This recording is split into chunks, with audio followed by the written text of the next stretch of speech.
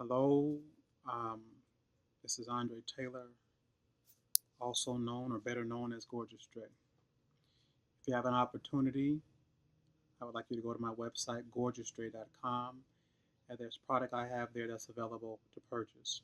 I have an audio book, I have a written book, and I also have a documentary and a soundtrack that goes to the documentary. So at your leisure, please go on gorgeousdre.com and just go check the site out. There's a lot of other things I have on there, like radio interviews and the like. But anyway, I wanted to talk about this idea of being real or a street cat. It's important for me to talk about it because it seems that everybody wants to be the street cat, and I'm trying to figure out why.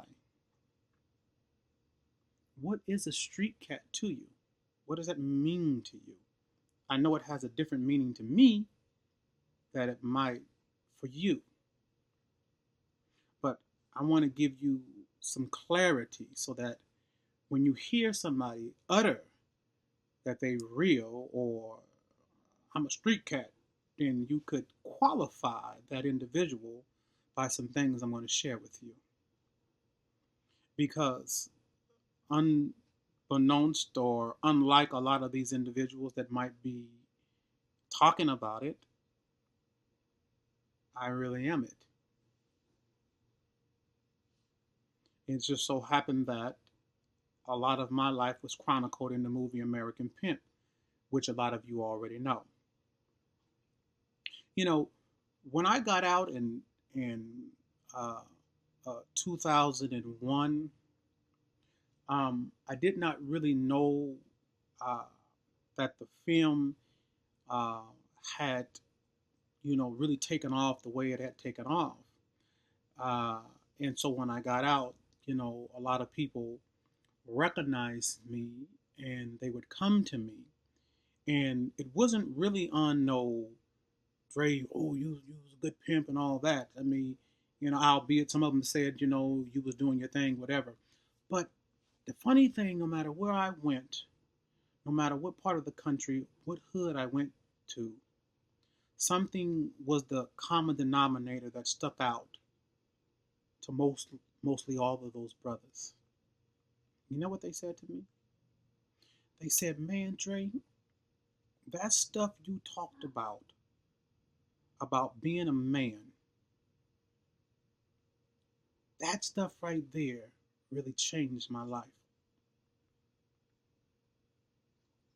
I had talked to some celebrities before and things of that nature that recognized me through the movie. And I remember one conversation that I had a phone call, was talking to Snoop.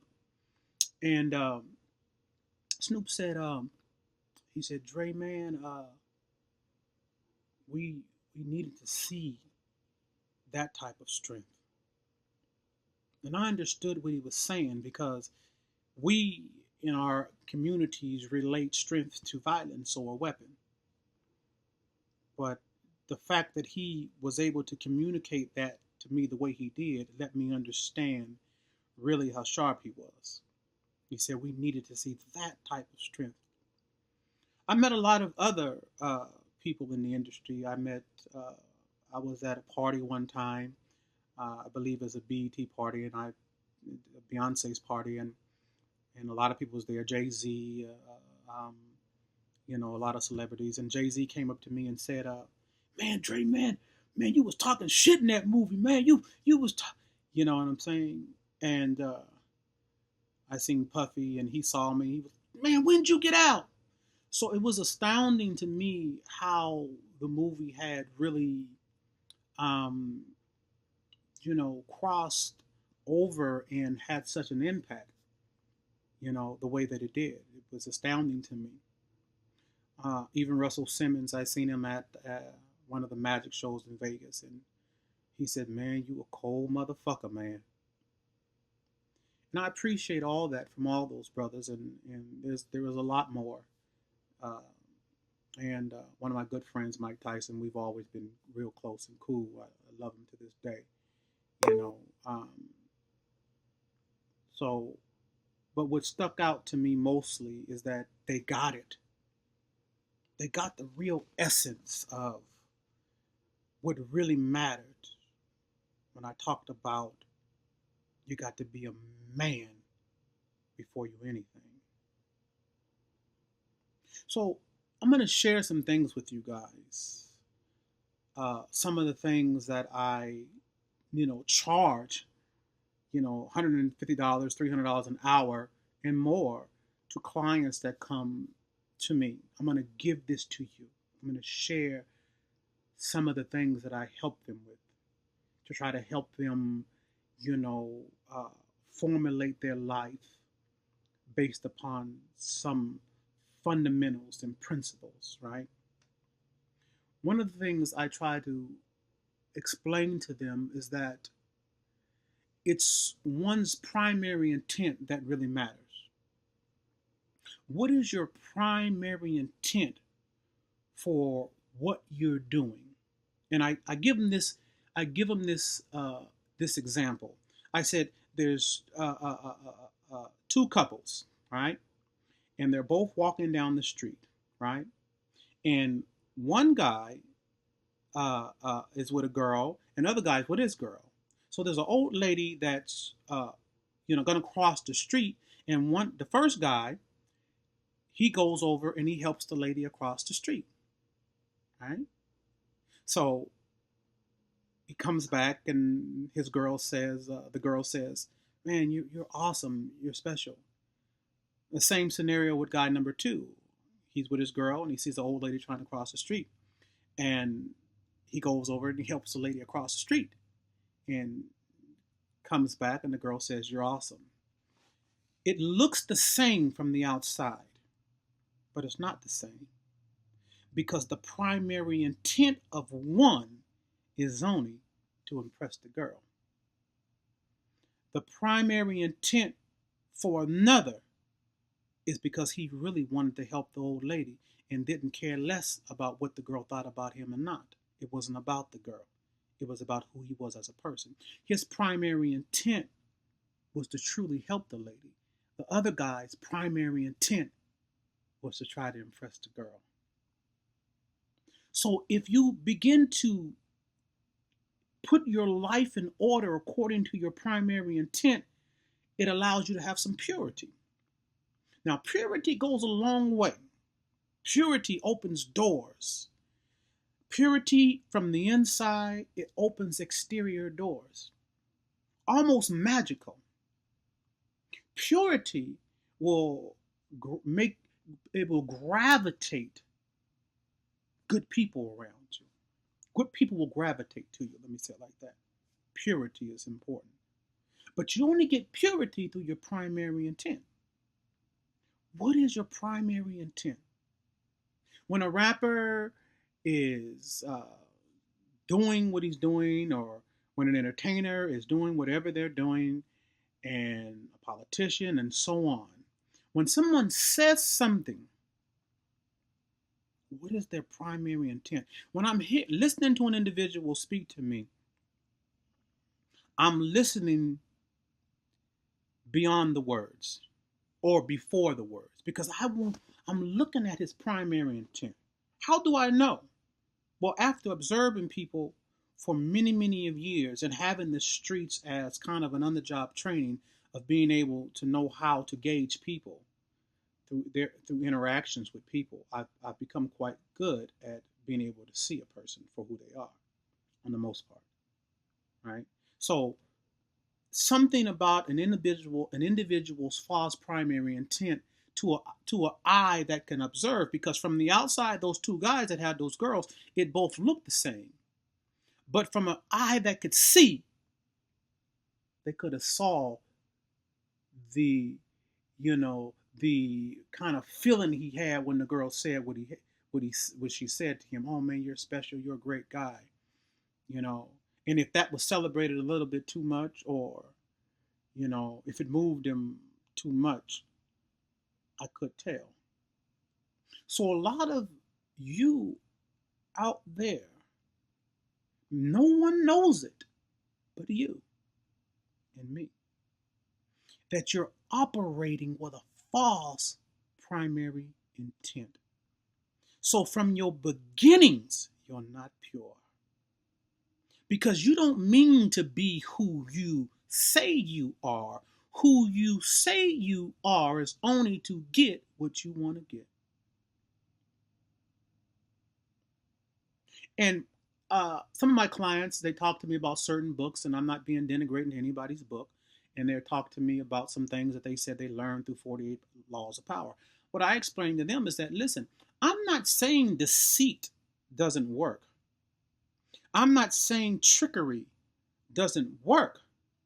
But I'm saying when you invest that into your life, then be prepared to pay the consequences that go along with your deceit.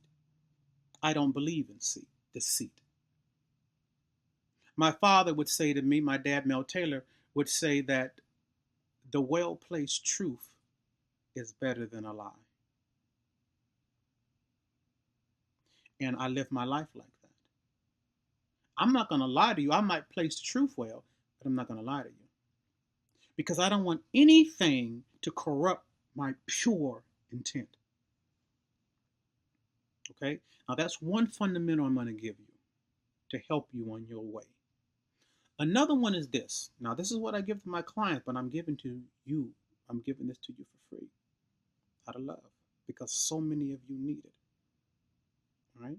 And maybe some of you can't afford the $150 or $300 an hour or more.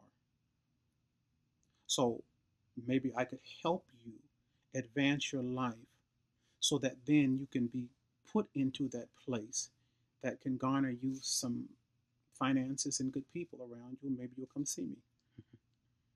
So another thing is I had a client one time, and he is a business owner. He's an entrepreneur. Had a beautiful family, and he had women problems. And he would say, he said, Andre, I don't know why I keep doing this. I don't know why I keep doing this. And I told him, I said, don't say that to me ever again. Don't let come out your mouth as a man, I don't know why I keep doing this. I said, don't ever let it come out your mouth again. He said, man, what's wrong? Like, you tripping. I said, as long as you give yourself the excuse of you don't know why you're doing it, it don't never have to end. I said, I want you to do something. And I want you out there listening to me to do something also. I want you to say, I did it because I wanted to do it. We're not talking about, and I told him this, we're not talking about whether it was right or wrong. We're not talking about that right now. We got to get to this step. I did it because I wanted to do it. Say it as a man. However you wrong somebody, whatever you've done and fallen short in your relationship, whatever you've done, I want you to say, I did it because I wanted to do it. He said, I did it because I wanted to do it. I said, say it again. He says, I did it because I wanted to do it. I said, how does that feel? Don't that feel strong? I said, say it again. He said, I did it because I wanted to do it. I said, now and only now do you have the power to change it. Because now you can ask yourself, once you take accountability, once you take your manhood back and your position as a man back, now and only now can you then say this. Well, do I want to keep being that kind of person? Because as long as you were saying, I don't know why I keep doing this, you'll never have the power to even say, do I want to keep being this kind of person? You'll never have the power to change it because you don't know why you keep doing it. You have to first take accountability as a man, and that gives you your power back. And once you have your power back, then you can ask yourself. Now the right and wrong comes in. Now, ask yourself. I did it because I wanted to do it. I said, now ask yourself, now do I want to be that kind of person? Then when you say no, you have the power to change it. But if you don't get to the point that I did it because I wanted to do it, that's first, then you can deal with the right and wrong. You understand? Those are some fundamentals to position your life for your future. Primary intent in manning up. I did it because I wanted to do it. Now, do I want to be that kind of person? Because when you take the positioning as the man, you then have the power to change some things. The reason why a lot of you haven't been able to change your condition is because you didn't take your position as the man. Because you've made every excuse in the world and you've blamed everyone in the world without taking any accountability, thinking you're getting away from something. But you wasn't getting away from nothing. You was losing something. And that was your manhood. I did it because I wanted to do it. That's full accountability. That's manhood. Now you can say, now do I want to be that kind of person? Got that? All right. Primary intent and taking personal accountability for your own actions. And then you have the power to change your condition. I love you. Just wanted to share a little bit something with you. Okay? Go to my website. Enjoy yourself.